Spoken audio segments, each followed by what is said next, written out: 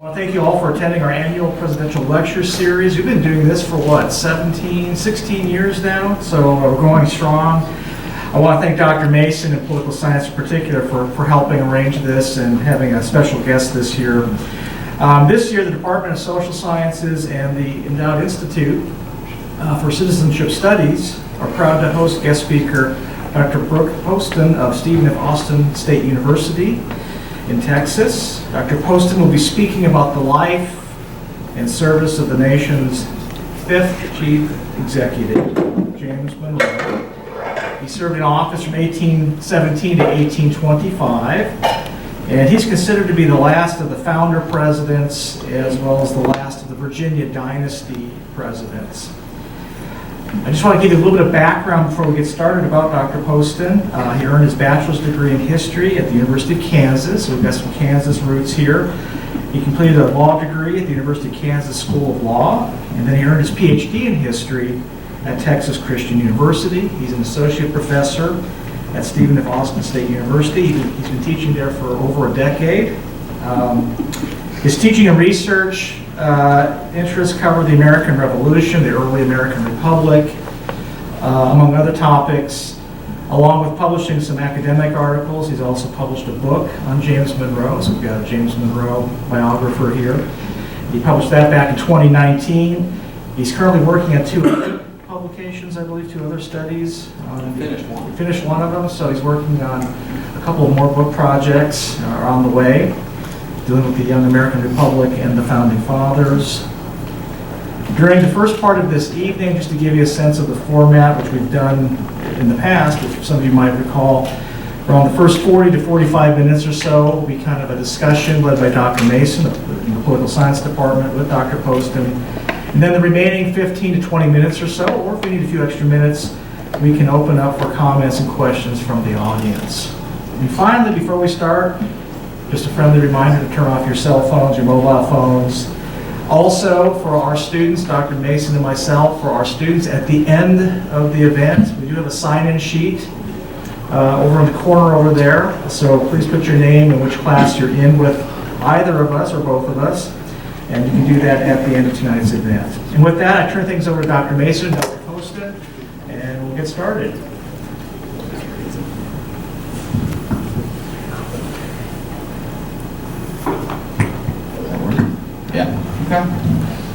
Okay, Dr. Moss, thank you for the introduction, and I want to thank everybody for showing up, and I want to thank Dr. Poston for coming all the way up from Stephen F. Austin. Yeah, thank you. I apologize in the initial promo for this. I think I said you were from Sam Houston State, which is probably a mortal sin in that part of Texas. It sure is. It's one of those rivalries you don't really think about unless you're literally in it. Yeah. Well, I want to get that mea culpa out of the way, because you're either a Bearcat, right, or Bearcat or lumberjack. Right? Okay, so that's, you want to make sure that's taken care of. But I want to thank you for coming out, especially on kind of short notice. But it was nice how y'all's spring break worked out in regard to ours. Now, just tell us a little bit about yourself, how you came to become in the position in which you find yourself, and students who are particularly interested in careers like this. Yeah, as we talked about earlier, I originally was a lawyer, very briefly, and I didn't like it very much, and so I went back to school to TCU in Fort Worth, and eventually, because my advisor at TCU kind of told me Monroe was the right guy for me, I eventually decided to write on Monroe, and he had told me several other things that I rejected, and over time I kind of decided, oh yeah, I'll go with Monroe, because some of the other American founders, like the George Washingtons and the Madisons and the Jeffersons, they didn't feel accessible. Either they were geniuses or they were made out of marble, like their statues, and so Monroe is not a genius. Pretty normal guy, hardworking guy, and I eventually kind of stuck with him. So, yeah. Very good. Well, sage advice from our advisors. Yes, right. Always remember that. That's right. They've been there before, so we should follow their advice. Okay, tell us a little bit about our subject tonight, James Monroe, his early life. So Monroe was born in 1758, and he was, throughout his life, he was apprenticed to Thomas Jefferson, and Jefferson was he was kind of the mini Jefferson for a lot of his life. And one of the things, when any of you were kids, if you ever did kind of the Where's Waldo, right, the little books where you could find Waldo character, that's kind of Monroe's life from 1758 all the way till his death in 1831, on July 4th, 1831, because whether it's the Constitution or the Revolutionary War or the Missouri Compromise or any of that stuff, he's always there. Not always the main character, but he's always involved, and that kind of interested me that he was a part of this for so long. So that was one of the reasons I got really interested in him. Yeah, and he went to college very briefly. He went to William and Mary, but then he left at about he was 18 years old when he left to join the Revolutionary War, and almost 6 months into his service, he was shot at the Battle of Trenton, and that bullet stayed. It was in his shoulder all the way up until his death. So he was very much a part of the Revolutionary War from the very, very beginning. Yeah. Kind of like Andrew Jackson carried that. Yeah. Yeah. Okay, although there wasn't as much with Andrew Jackson. There was all sorts of myth making about it, and there's not any of that with Monroe. Nobody made any myths about Monroe. It was just he's a very straightforward guy. So, and he's not a jerk like Jackson either. So that's A little better of a guy, yeah, a little bit better of a guy. So, you'd want to have a beer with Monroe, not well. Maybe you'd have a beer with Jackson, but he might stab you. Yeah. Wait until you back his turn. Yeah. Well, so we would characterize him as part of the Virginia dynasty. We call those, for clarification, we have the wealthy planter class in Virginia. He's the last of the original founders in that regard. So he's a planter. Slave owner, yeah. Slave owner. We have to talk about that, obviously. His views on that, obviously endorsed it. Did he ever speak against it? Or? He never spoke against slavery. If you're part of the planter class, it means your wealth, everything is tied to slavery. And he doesn't have any of those kind of what we would think of today as historical skeletons in his closet about slavery, other than the fact that he was a slave owner like a Jefferson. We can talk about Jefferson and slavery if we wanted. But the one thing that is probably interesting about Monroe and slavery, because otherwise he's just your typical slave owner for the time, is that he was part of this institution called the American Colonization Society. And that was, it's hard even to say that it's an early abolitionist anti-slavery, but at the very least it was people trying to come up with a solution to the slavery problem, and ultimately what the solution was that the slave owners would typically the government might buy the slaves from the slave owners, or the American Colonization Society might buy the slaves and then free the slaves and then pay to ship slaves back to Africa where they'd been enslaved, although many of the slaves by then had never lived in Africa. And what's interesting about that is the country of Liberia is actually Monrovia. That was the capital, because it was a group of, I think in the end 5,000 or so freed slaves settled in Liberia, and they named the capital after Monroe because he was president by then. So that's the interesting part about him, slavery. Otherwise, he's your fairly typical slave owner. Didn't make a lot of statements. Yeah, just a fact of life. No, it was that kind of, like you'd say about the hypocrisy of like a Jefferson. It's, yes, I don't like slavery, but I'm not really going to do anything about ending it, right? So that was kind of that typical, which is different than the attitude in the 1850s, because those slave owners didn't say that first part. They didn't. Yeah, Calhoun. Yeah, he wasn't interested. Yeah. Calhoun wasn't interested in saying sorry about slavery. So. Okay, so a planter, part of that planter class. He's trained as a lawyer, trains under Jefferson, becomes a Jeffersonian protege. Yeah. He so back in the late 1700s, you wouldn't go to law school. You'd just go to another lawyer, and this was true of a lot of professions for a long time. You go to another lawyer and you study with that guy, and that guy would say, okay, he's ready to be a lawyer now, and that could mean a really good education or a really bad one. But he worked with Thomas Jefferson, and his apprenticeship was about the law, but it was also about just ideas and the idea of what they called republicanism. We would think of kind of like as freedom and democracy and the American way and revolution and all that. So he really kind of indoctrinated in some ways Monroe into this cause, and Monroe is tied to Jefferson just as much as anybody is. You can be tied to someone. At one point he said, everything I am politically, I owe to you. He said that to Jefferson in a letter, and it's not a lie, it's how he felt about it. So One thing I always like for students to know is that the founders weren't all of the same generation. no. He's among the youngest founders so he's born in 1758, right? Yeah, and that's why I was drawn to him, because he's old enough that he got to see what the next generation of American politicians thought. And it's kind of funny, guys like Jefferson and Adams and Washington, Madison, they got really depressed, like all older people when they see younger people. They're like, oh, these, the kids these days kind of thing.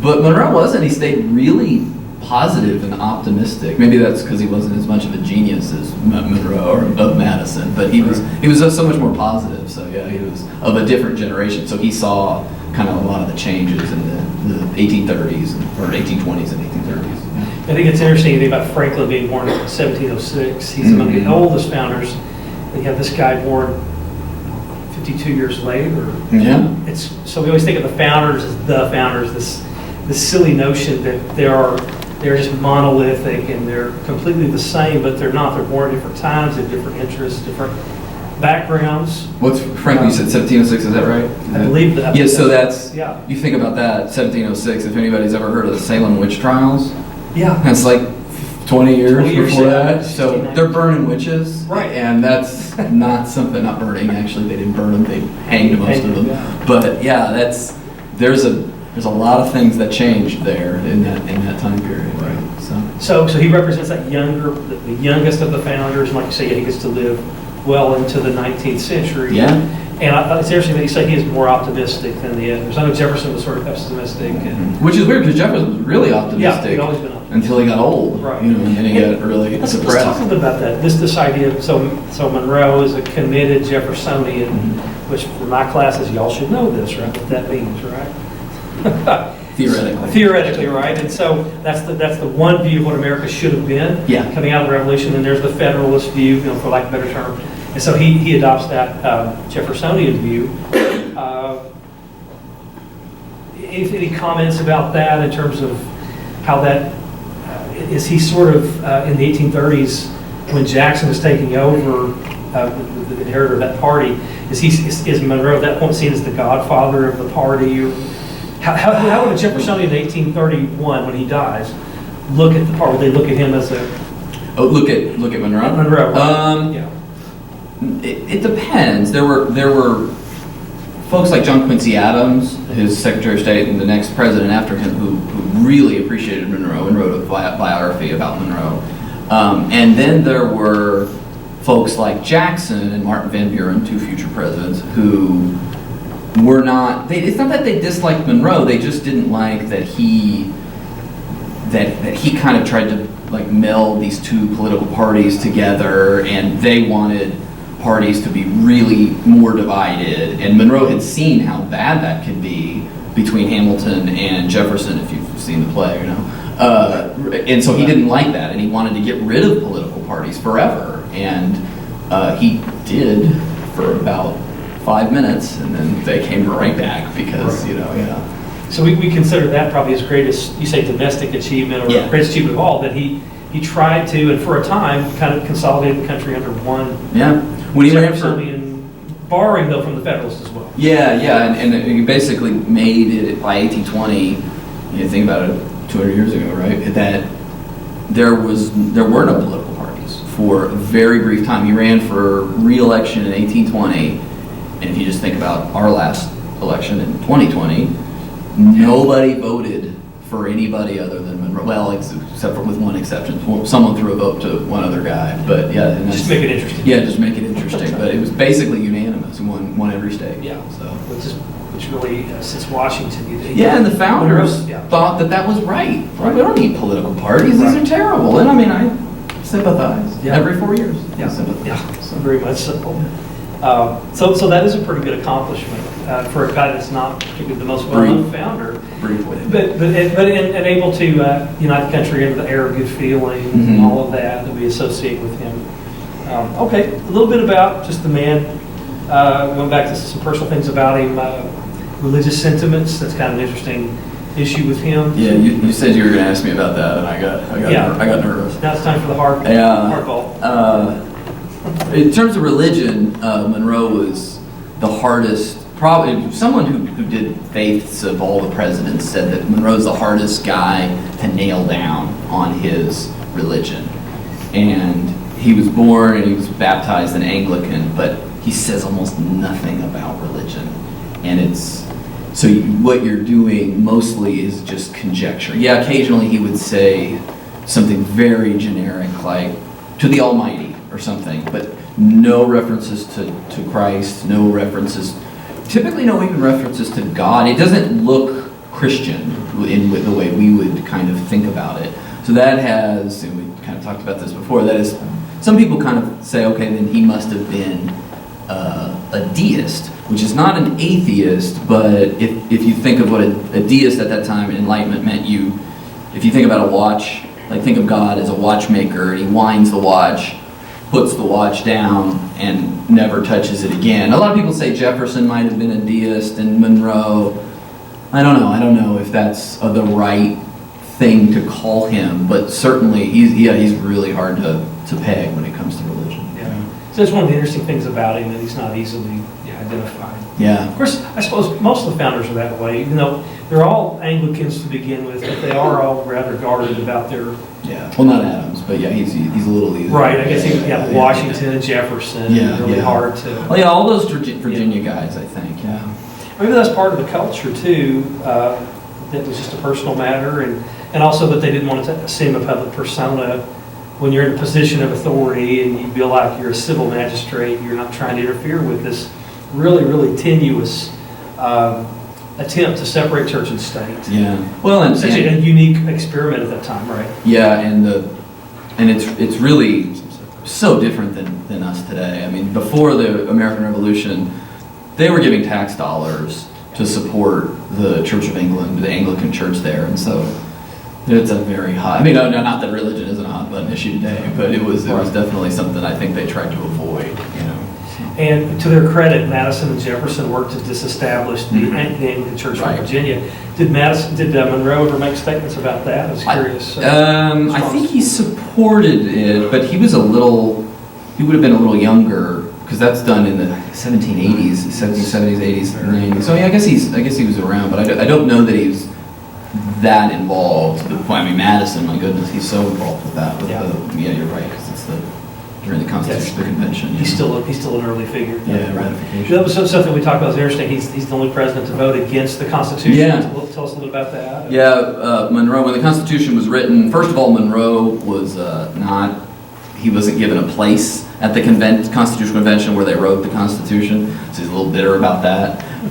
And so when they came out with the Constitution, he looked at it and went to the ratification. It had to go through the states after that. Virginia had to decide, are we going to ratify this, accept it? And Monroe came out against it. He said, he's a little bit like Jefferson. Jefferson was also kind of an anti-federalist, although he was in France at the time, so he didn't get nailed down on the issue. But Monroe thought, there's some good parts and some bad parts, and he wasn't, and so he voted against it. So and he copped to it later in his autobiography, which good for him. He didn't try to change the record. Right. So No. And again, we always make the point that didn't make you a bad American at that time because you opposed it. There were good reasons to oppose the Constitution. Yeah. Because it was such a fundamentally different document, fundamentally different than the Articles, and it was providing... And the Declaration of Independence, too, yeah. Absolutely. Yeah. Do we date our birth from 1776 or is it 1787? Yeah. Depending on one of these two factions that we talk about.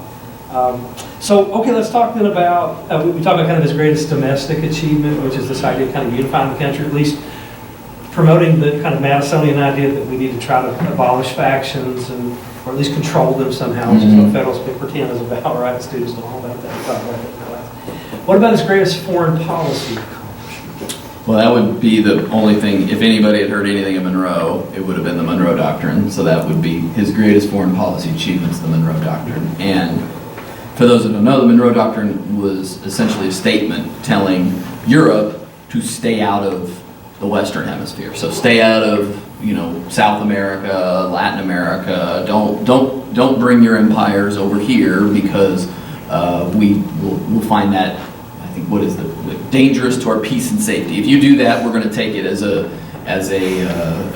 slap in the face. Monroe, interestingly, most people who look at that say, well, okay, what they were trying to do was create a space where the United States could dominate the Western Hemisphere and become this great power like we are today, right? This dominant, military and economic power.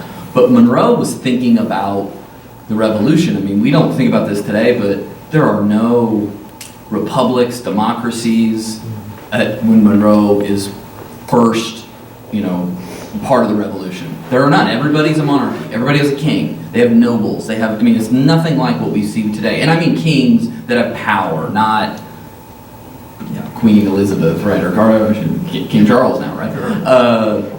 Actual kings with political power. And the United States was creating this republic where vote and you have representative government. And he desperately wanted to project that around the world. And so the Monroe Doctrine was all about trying to help some of the countries that had been part of the Spanish Empire, like Brazil, well, they were around Portuguese Empire, but like Chile and Mexico and Latin America, help them become what we would call democracies, he would call republics. And so that was why, that's what my first book was about, is all about how that was what he was thinking about, not, Teddy Roosevelt, 100 years later, let's control the Caribbean, militarily. So that's that corollary Roosevelt. Yeah. Yeah, so we should give either credit or blame to that TR. Right. Because people read backwards from that to the Doctrine. Sure. Yeah. That's an important point to make. And you said that he was fond of the term, the moral weight. Of the American experiment, and he wanted, like you said, to project that around the world. So what does that mean in practical terms? He was not talking about military intervention. He was talking about... Well, so if we think of compare the United States today to Monroe's time. Today, the United States is the most powerful military economy in the world, probably in the history of the world.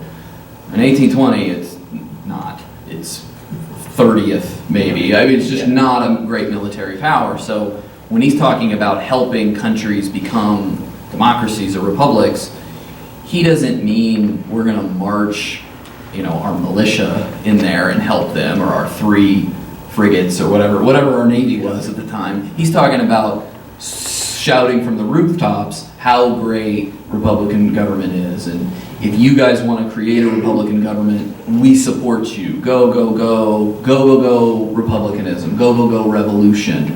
And he thought that a lot of Federalists, the Hamiltons of the world, didn't like that. And so he wanted to make up for that with the Monroe Doctrine. He'd been preaching that all the way back to the French Revolution, even to the point where during the French Revolution, he's saying "Go, go, go, revolution" as heads are flying left and right, and they're chopping people's heads off. He was blinded sometimes by revolution and republicanism. Yeah, he sounds exactly like Jefferson. Yes.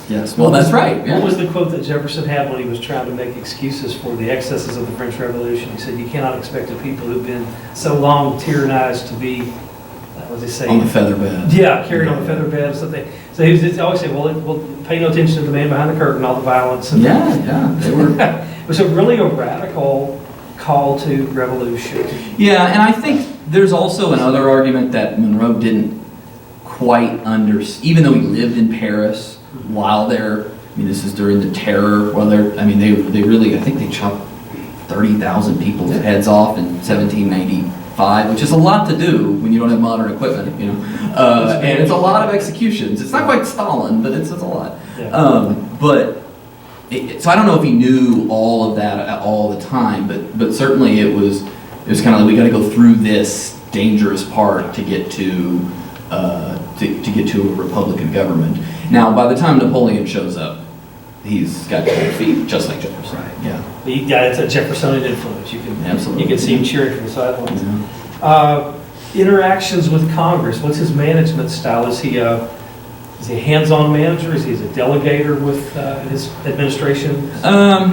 For the most part, I mean, it's a very different time. Congress is, and was supposed to be at the beginning, the most powerful branch. And so the president is supposed to be, if not subordinate, he's supposed to execute the will of Congress. And he often abided by that.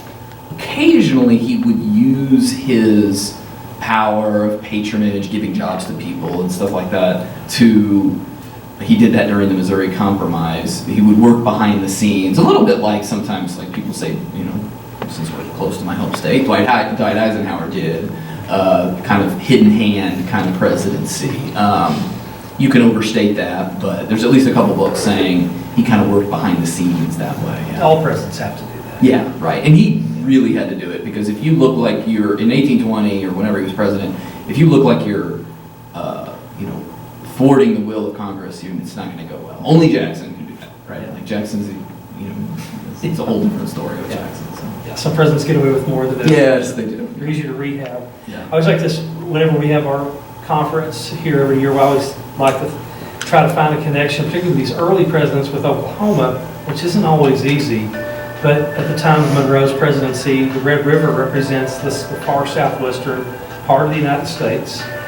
It's unorganized. It's beginning to take the look at what Indian Territory will become later into the removals. But the Red River is the furthest point in the southwest, really, for the United States, up against Spanish territory at that time.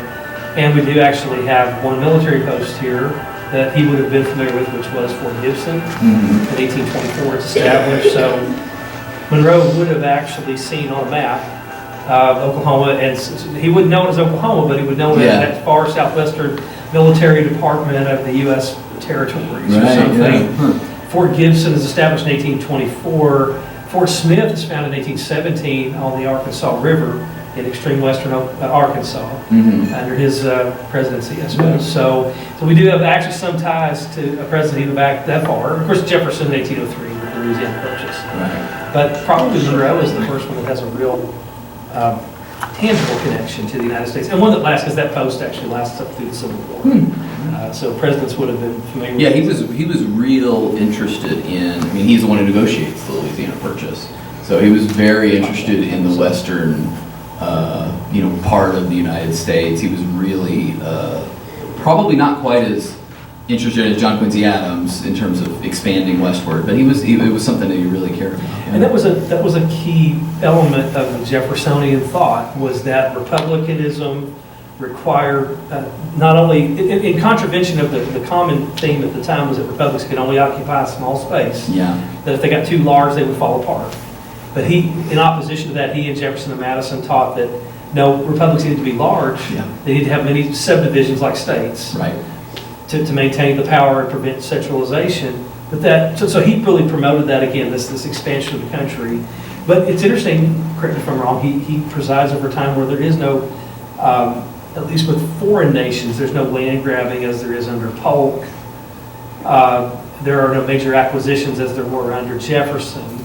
Well, Florida. The Adams-Onis Treaty, that's right, it's 1819, that's true, which is done by his Secretary of State, that's true. And kind of done by Andrew Jackson. That's why I said, correct me here, when he hangs the Spanish official and almost starts a war, he says, I'm just going to... Tries really hard to start a war. He knew the short way to start a war, for that time it didn't actually work. Andrew Jackson was good to do that. But yes, but he was always a progenitor, supported that idea that the country should expand. But he doesn't carry perhaps the same stain as Polk does for the Mexican War. Yeah, and by then, I don't think the question of westward expansion isn't as tied to the expansion of slavery in his time period the way it is even a decade later, where it's Polk did it knowing that, well, I don't know, with the possibility that there would be conflict over slavery, because what are we going to do?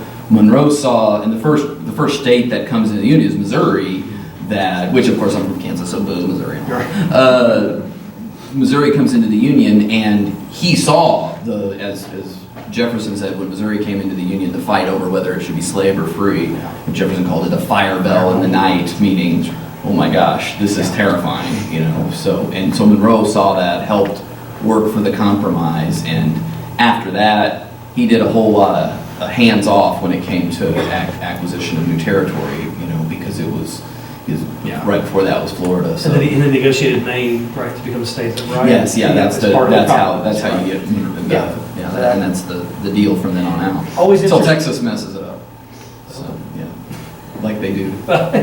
And my son's Texan, so I can say that. That's for another debate. It's Texas' fault. Let's get a shirt that says that. So okay. Since we're in Oklahoma, I always like to also talk about various presidents and their relationship with Indian tribes. What was Monroe's, is there a way to characterize, did he have a particular policy with Indian tribes? Yeah, I think he, from Washington through, up to Jackson, it's a assimilation. That's the policy, is mostly assimilation. You probably know more about this than I do. The policy is assimilation, and that's considered at the time, the most humane. Is that, talk about something like Georgia at the time, and Cherokee, and all the stuff I'm sure you're very familiar with. And so he was a part of that kind of continuum, and that's, of course, broken, again, by Jackson. Yeah. So. Did he ever express any sentiments about the potential of permitting Indian communities to exist within states, or was he more of a, because Washington had that more idea of accommodation and not so much removal, but... Yeah. My understanding is that he didn't say much about it, but that he was fairly typical amongst the Democratic Republicans, and that it was kind of status quo from the Washington administration. Yeah. What are his best qualities? We talk about the personal, professional. Probably his best qualities, I think, are, this is something that as I get older, not a genius, not brilliant, but he would take a problem, whatever the problem was politically, and he would sit with it, and he would ask advisors' opinions, and he would ask his predecessors' opinions, and he would ask everybody. I assume he asked his family's opinions, but he burned those letters, so we don't know. And he asked everybody's opinion. He studied and studied, very patient, sometimes even maybe you'd say indecisive, and then eventually come to a decision, and usually it was the right one. He wanted to find, when he'd have a couple of different advisors who were saying X and Y, he tried to find a third way, and he did that typically very well. So I think that's his best, like really mastering a subject, and it took a while for him. Yeah. So he asked me his worst ones now. Yeah. What's his worst quality? So his worst is I think should resonate with people today. He saw his political opponents not just as having different opinions, but as being basically evil. But that they were, like, he thought Alexander Hamilton wanted to overthrow the United States and make himself king, or make somebody king, and Hamilton would, be pulling the strings. So he did that with John Jay too, not just Alexander Hamilton, who could be a real jerk, but John Jay, who was pretty boring, frankly, and he just saw this. He saw these guys as just. I mean, talk about what we say is negative polarization. He was as bad as anybody is today. So, yeah. And that relationship with Washington fell out. They were originally very close. They were friendly. He's much younger than Washington, obviously. Sort of. Yeah. He revered Washington. He revered him, and then they were very close, and then they had a falling out over the Jay Treaty. Yeah, and just over policy. Yeah, and Washington, Monroe wrote after the Jay Treaty, which was this treaty that Monroe hated because it sided the U.S. with Britain instead of France, and he wrote this nasty, kind of almost screed on Washington, and Washington took that pamphlet and wrote in the margins all these sarcastic comments, which is weird because you don't think of George Washington as being really sarcastic and making jokes at Monroe's expense, and it's really kind of a weird thing. So they were very they really disliked each other then. And then Washington died, and almost immediately Monroe, forgave him, I guess. I don't know if that's the right way to say it. So. Yeah. And again, that's a Jefferson influence, because Jefferson had called Washington like a tottering old fool that had been treated by Hamilton. He said enterprising or designing men that were controlling him. Yeah, so we always see them as one group. They were just as at each other's throats as Republicans and Democrats today. Yeah, and again, because it's this definition of what the revolution is. Mm-hmm. What should the country be like? What does it mean to be a true son of 76 versus someone who compromises too much? Yeah. And we still have that argument about what the country should be, what direction it should take. Yeah, and we still... Yeah.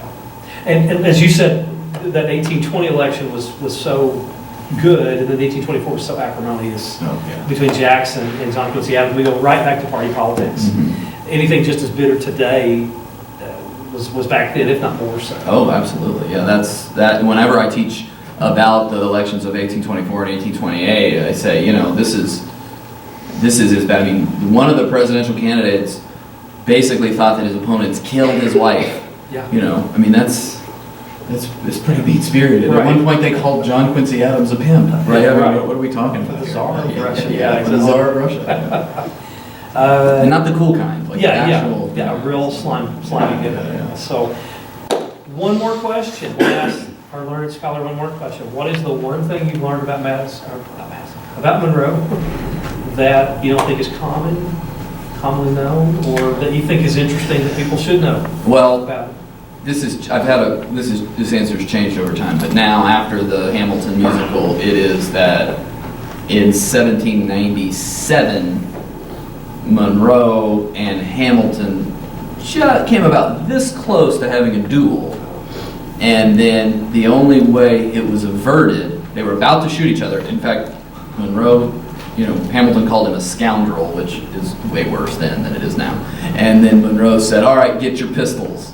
Right? He told him, let's go get our pistols and let's do this. And the only reason they stopped from killing each other was because Aaron Burr interceded and stopped them, because Hamilton, or if he wanted to kill Hamilton later, wanted that honor. Yeah. I got it. This guy's mine. That's not why he did it, but it was political.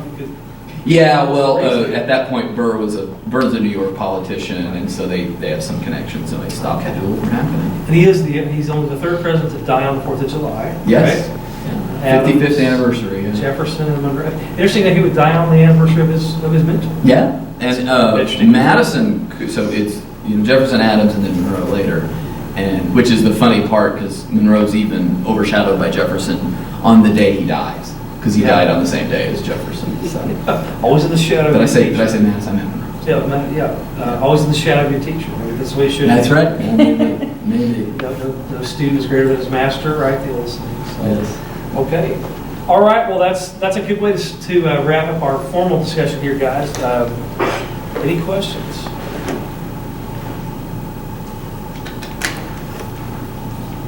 There's no extra credit unless there's a question. That's how it works. Dr. Mason. That ups the ante. Okay, got it. Dr. Mason, you're going to point out the pictures too. If I have an opportunity. Oh, I forgot to. Actually, this is a famous picture by Emmanuel Lutzer, right? Yeah. What's his name? I can't pronounce it. Well, yeah, some different name. I'll pronounce it a better job than I would. But it was painted, we think, around 1850. It says 51 here. Yeah. And Monroe is pictured in the book, in the picture there. He's supposed to be the guy holding the flag. Yeah. And it is true he was at this battle, but this picture is incorrect. And Dr. Poston can tell us exactly why. Yeah, it's incorrect, not just with Monroe. First of all, it was very windy. There are no icebergs, as far as I know, in the Delaware River. The boats were more flat-bottom boats, and the flag didn't even exist yet. Is that the Betsy Ross flag? Yeah, it hadn't been. Right. This is 76. Designed for another year and a half or something like that. Not its incarnation, right? Yeah, and that's a good point. but what's but still, I always like this painting from Monroe's perspective because he's supposed to be the guy holding the flag. He was 18 at the time. He's a lieutenant. And the only reason they made him a lieutenant is because, he went to college for 5 minutes. That's how He could he read got and to write. be a lieutenant. Yeah, he could read and write, yeah.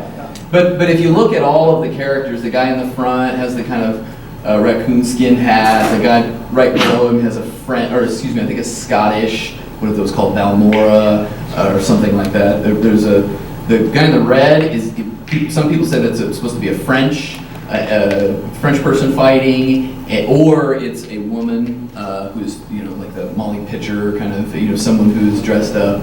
And then at the back you have another, supposed to be a Native American guide, and then you have the two Virginians. So it's supposed to represent kind of the American Revolution. And so in that vein, it kind of captures the way Monroe felt about it. Like, it's the most important cause in the history of the world. I mean, you can't overstate how important he thought the American Revolution was, despite the fact that everything's wrong in the painting. That they didn't bring any horses, as you can see in the back. So. But he's not in the boat with Washington. He's actually in the He's an advance guard. Yeah, which actually makes him more heroic. It is, He's sneaking in to fight the Hessians. serving with Washington's nephew, Washington. William Washington. Yeah. Yeah, and he was shot in the shoulder. Yeah. Actually, William was shot. Monroe took over, then he was shot, Yeah. which is amazing because there was only about 6 American casualties in the battle. Casualties, Yeah, yeah. So it shows he was. I mean, he's heroic despite the incorrect details that are in the painting. Yeah, right. So, all right. Somebody give us a question. Good, one good question.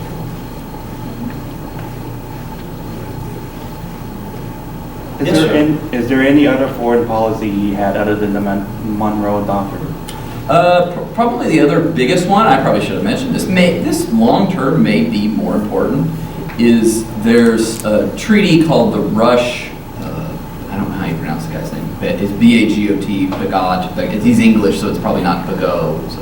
Anyway, it's that treaty, and essentially it forms the border between the United States and Canada. And of course, today we go, well, who cares? It's Canada. We're not worried about Canada. But, sorry, are you Canadian? Yeah, good Canadian friend. But at the time, it was English. Canada was part of the British Empire. And we fought 2 wars, and the thought was there were going to be a lot of different wars between the United States and Britain over Canada. And there are none after that. And we were in the wrong in both of those invasions of Canada, so. And the Canadians had turned us back. We were unsuccessful. That's right, yeah, we couldn't even, partly because a lot of the militia refused to go in 1812. Yeah, They that's said, right. no, thanks, we'll stay here. Yeah. Which is great, I like the idea of Marines doing that today. I don't know if that goes over as well. Yeah, it's probably not so well. Anything else?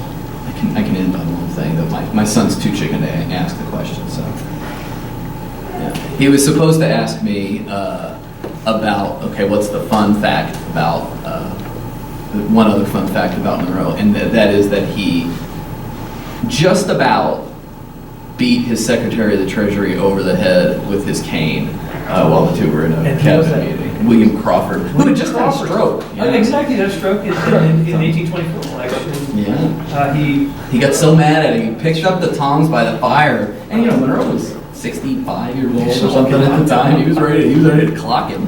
So I didn't Crawford know. got very nervous and left. And they never spoke again. I would As you might imagine. probably resigned after that. Yeah, they were. That's probably a good hint that your boss doesn't want you to work for him anymore. Yes, that's It's a right. lesson we can all take from that. Yeah. So that helped me because I got embarrassed. Okay, no, that's. Anything else, guys? All right, I want to thank y'all for attending. Thank Dr. Poston. Good program. I'll have a good evening. Thank you very much. Thank you.